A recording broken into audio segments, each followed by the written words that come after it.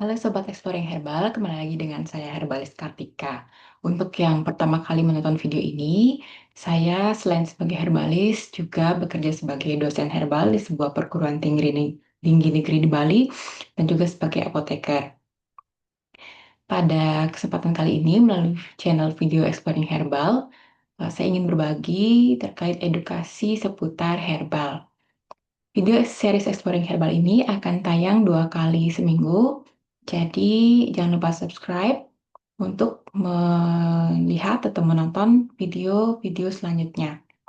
Oke, pada video kali ini kita akan membahas terkait dasar-dasar herbal masih ya di video series Explore Herbal ini dengan topik kali ini yaitu membandingkan antara tanaman herbal budidaya atau liar. Jadi sama atau tidak kualitasnya. Kita membahas ini karena biasanya itu ya sehari-hari untuk kalangan rumah tangga ataupun untuk pengobat tradisional itu banyak yang menanam sendiri herbalnya. Atau misalkan ingin menggunakan herbal lain yang jarang gitu ya, sering meminta atau mencari secara liar gitu. Ada biasanya kalau mahasiswa itu biasanya ngorder ke agen-agen tertentu ya, agen-agen pribadi gitu yang biasanya mencari juga eh, bisa ke petani ataupun kalau tidak ada petaninya mencarinya secara liar gitu. Karena ada beberapa herbal yang memang susah dibudidayakan atau jarang yang budidaya sehingga dicari secara liar. Nah, di sini kita akan membandingkan dari sisi definisi, kemudian perbandingan kualitas, lalu ada studi kasus, kapan dan mengapa herbal liar atau budidaya itu diunggulkan. Jadi banyak hal yang perlu kita perhatikan gitu ya. Jadi tidak selalu yang liar itu lebih bagus, tidak selalu dia jelek gitu ya. Jadi mari kita simak baik-baik apa perbedaan di antara kedua jenis herbal ini. Nah, herbal liar ini biasanya herbal yang tumbuh tanpa gitu ya campur tangan manusia. Atau biasanya kalau budidaya itu kan kita mengatur lahan, kemudian kita mengatur penanamannya, kita rawat setiap hari gitu ya. Kalau liar itu berarti di luar teknik tersebut. Banyak orang percaya bahwa yang liar itu pasti lebih manjur. Tapi apakah itu betul? Mengapa dianggap lebih manjur? Karena ada asumsi bahwa zat aktif metabolit sekunder ini yang dari tanaman yang biasanya untuk efek itu akan diproduksi lebih baik di alam liar. Karena tantangan hidupnya lebih banyak. Kita tahu bahwa metabolit sekunder itu diproduksi karena tumbuhan ingin beradaptasi gitu ya, semakin banyak tantangan, maka zat metabolit sekundernya juga makin banyak. Apakah itu betul? Kita lihat, eh, kita lihat dulu ya. Kita pahami dulu apa itu herbal budidaya dan liar. Jadi, herbal budidaya itu ditanam tadi seperti yang saya sampaikan, ditanam secara sistematis oleh petani dengan kontrol lingkungan, pemupukan, dan panen. Jadi, sebenarnya tantangan yang tadi dimaksudkan diperoleh dari alam itu juga bisa dikondisikan pada kondisi budidaya seperti itu.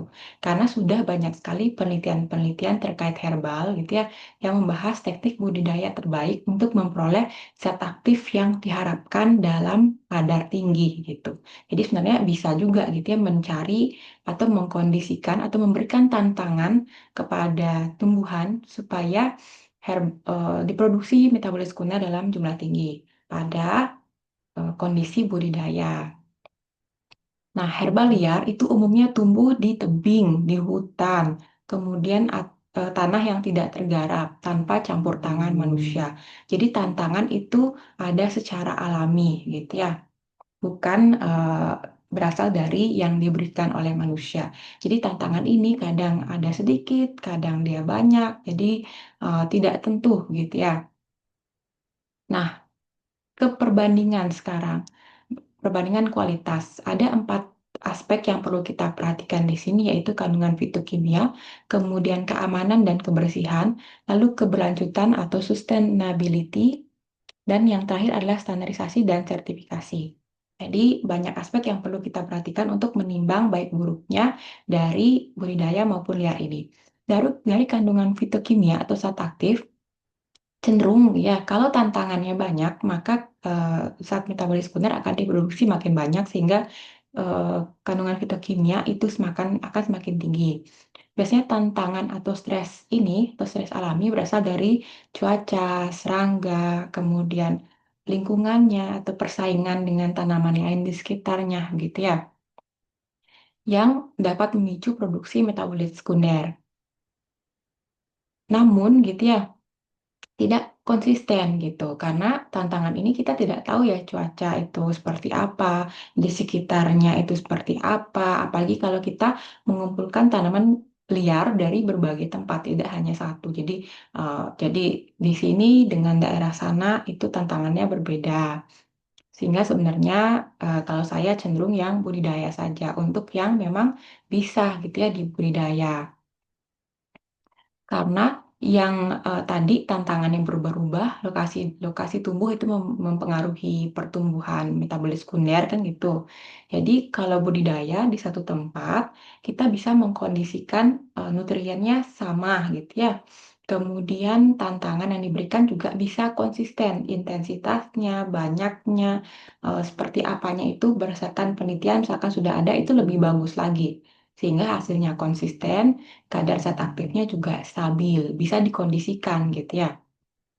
Kemudian aspek kedua terkait keamanan dan kebersihan. Tanaman budidaya tentunya cenderung lebih bersih gitu ya dan jauh dari kontaminasi. Kalau diambil secara liar, tadi tumbuhnya di mana-mana gitu ya. Bisa jadi dia tumbuhnya di daerah yang tidak bersih, yang banyak pencemaran lingkungan sehingga tumbuhan dapat menyerap biasanya logam-logam berat, jadi masuk ke dalam tubuh tumbuhan. Uh, ini sangat berbahaya gitu ya. Sebagaimana kita tahu bahwa produk herbal itu tidak diharapkan ada logam berat, pestisida gitu. Sehingga kalau budidaya kita bisa hindarkan itu pada saat perawatan tanaman. Kalau budidaya kita tidak bisa kontrol.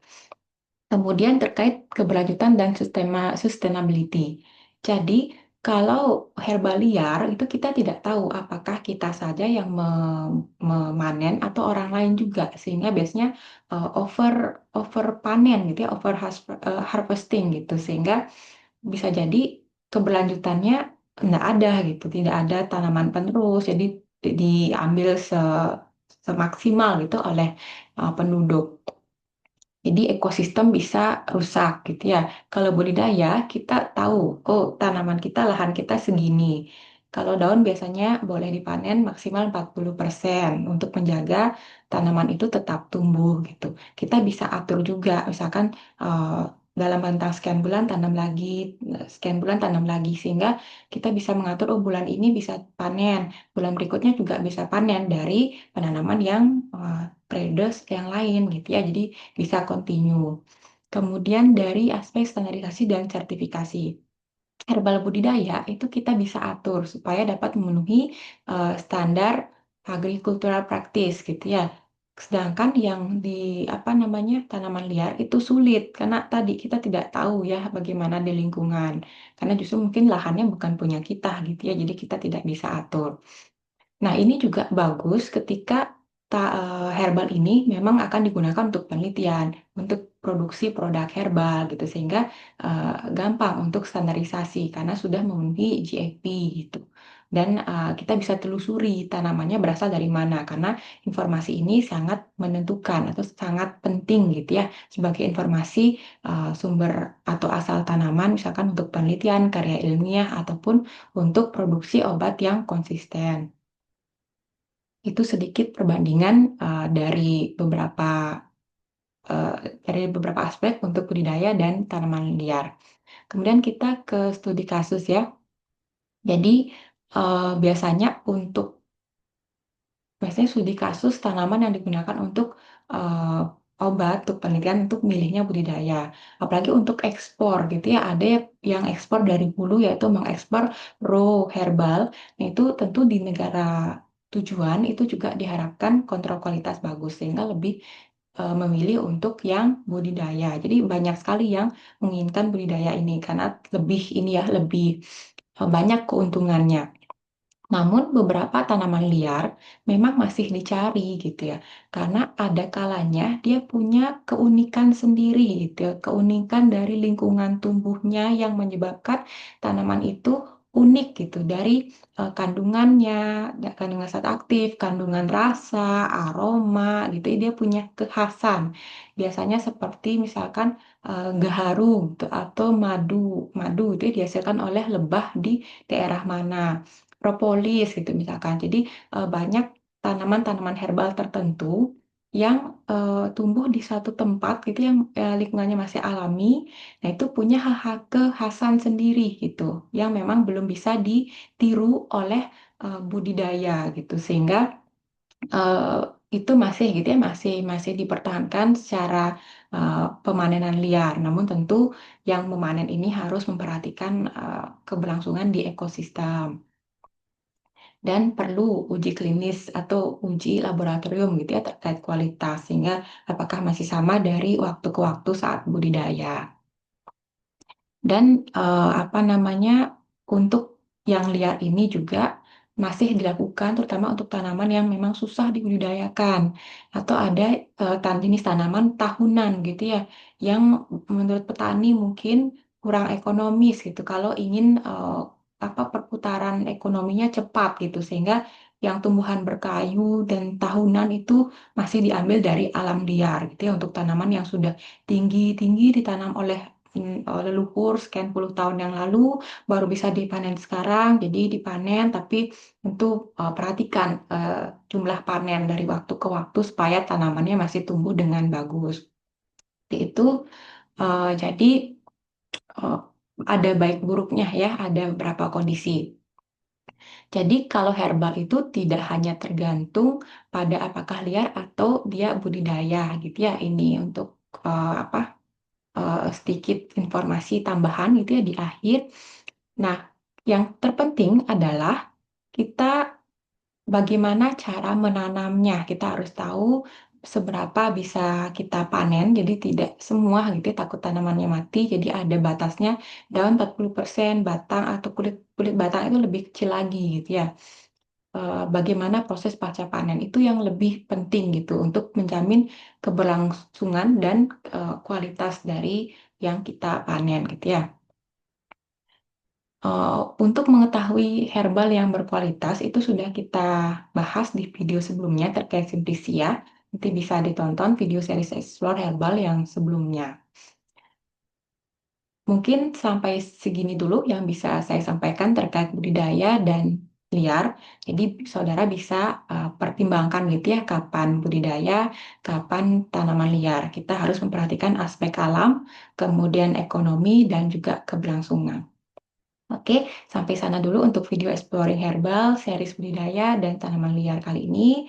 Saya harap videonya bermanfaat. Kalau bermanfaat, jangan lupa di-subscribe untuk bisa ditonton oleh lebih banyak orang dan juga untuk bisa terus gitu ya menonton video-video seperti ini. Oke, terima kasih. Kalau ada komentar, saran, atau pertanyaan untuk didiskusikan, silahkan diketik di kolom komentar. Sampai jumpa di video series Explore Herbal berikutnya. Dadah!